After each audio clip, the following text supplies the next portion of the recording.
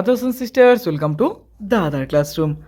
Class 8-এর প্রথম unit টেস্টের ভূগোল প্রশ্নপত্র পূর্ণমান 30 সময় 1 ঘন্টা। এই যে প্রশ্ন সেটটা রয়েছে এখানকার সব প্রশ্নই কিন্তু পরীক্ষার জন্য ভীষণ ইম্পর্টেন্ট। তাই মন দিয়ে প্রত্যেকটা প্রশ্ন কিন্তু তুমি দেখবে, আর প্রত্যেকটা প্রশ্নের উত্তর কিন্তু আমি এই ভিডিওতে বলে দেব।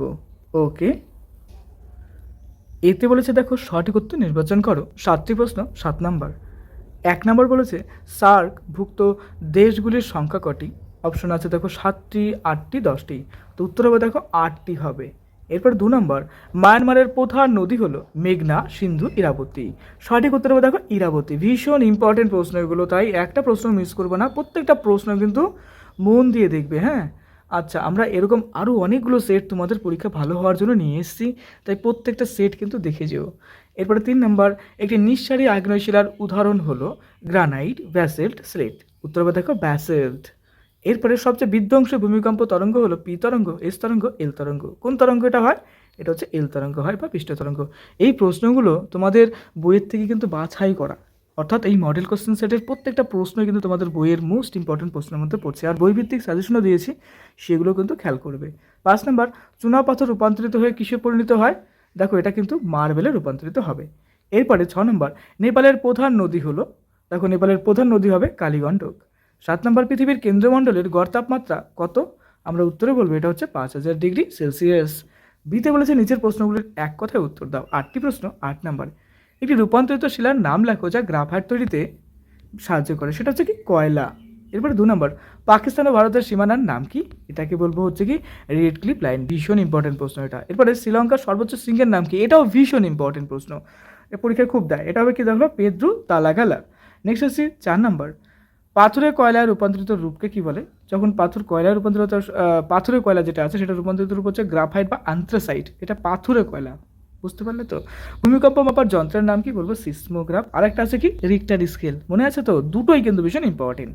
নেক্সট আছে 6 নম্বর, ম্যাগমা ভূপৃষ্ঠের বাইরে বেরিয়ে এলে তাকে কি বলে? একে বলবো হচ্ছে কি লাভা।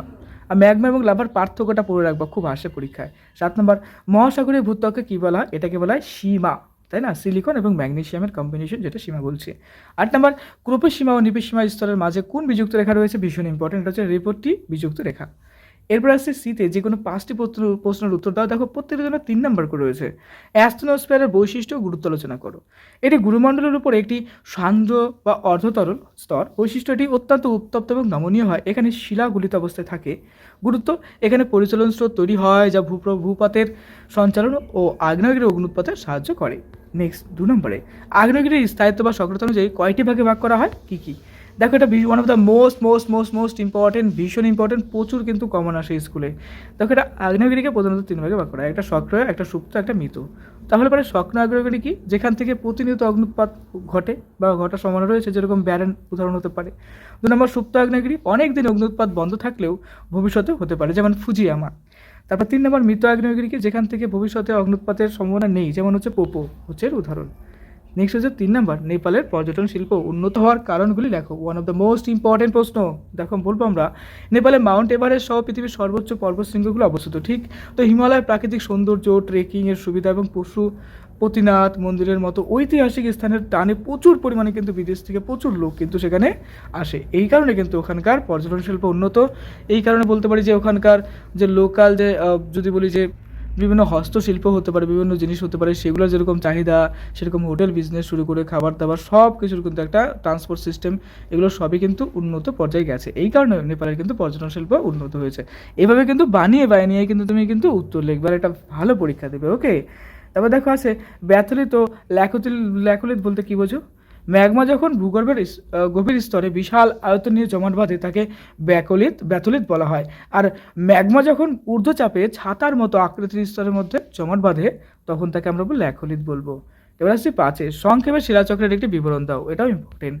প্রকৃতিতে আগ্নেয় শিলা, পাললিক শিলা এবং রূপান্তরিত শিলা, এই 3 প্রকারের শিলা কিন্তু বিভিন্ন প্রাকৃতিক প্রক্রিয়া, যেরকম ক্ষয় হতে পারে, তাপ হতে পারে, চাপ হতে পারে, ক্রমাগত চক্রাকারে এক অবস্থা থেকে অন্য অবস্থায় পরিবর্তিত হয়। শিলার এই আবর্তনকে আমরা শিলাচক্র বলবো। এরপর আসছি 6 নম্বর, পাত সংস্থার তত্ত্ব অনুযায়ী পর্বত কীভাবে সৃষ্টি হয়েছে? মোস্ট ইম্পর্টেন্ট, দেখো দুটি মহাদেশীয় পাত পরস্পরের দিকে এগিয়ে এলে মধ্যবর্তী পলিরাশিতে প্রচণ্ড পার্শ্বচাপ পড়ে। ঠিক এই চাপে পলিরাশি ভাঁজ হয়ে উপরে উঠে গিয়ে ভঙ্গিল পর্বত সৃষ্টি করে। উদাহরণস্বরূপ আমরা বলতে পারি ভারতীয় ও ইউরোপীয় পাতের সংঘর্ষে হিমালয় সৃষ্টি হয়েছে। এরপরে 7 নম্বর, বিযুক্ত রেখা কাকে বলে? মোহ ও গুটনবাগ বিযুক্ত রেখা কোন কোন স্তরে পৃথক করেছে? উত্তর হবে দেখো বিযুক্ত রেখা পৃথিবীর অভ্যন্তরের গঠন ও বৈশিষ্ট্যের পার্থক্যের ভিত্তিতে দুটি স্তর যে কাল্পনিক তল দ্বারা পৃথক হয় তাকে আমরা বিযুক্ত রেখা বলবো। মোহ বিযুক্ত রেখা কি? দেখো ভূত্বক ও গুরুমণ্ডলকে পৃথক করেছে। গুটনবাগ বিযুক্ত রেখা কি? গুরুমণ্ডল ও কেন্দ্রমণ্ডলকে পৃথক করেছে।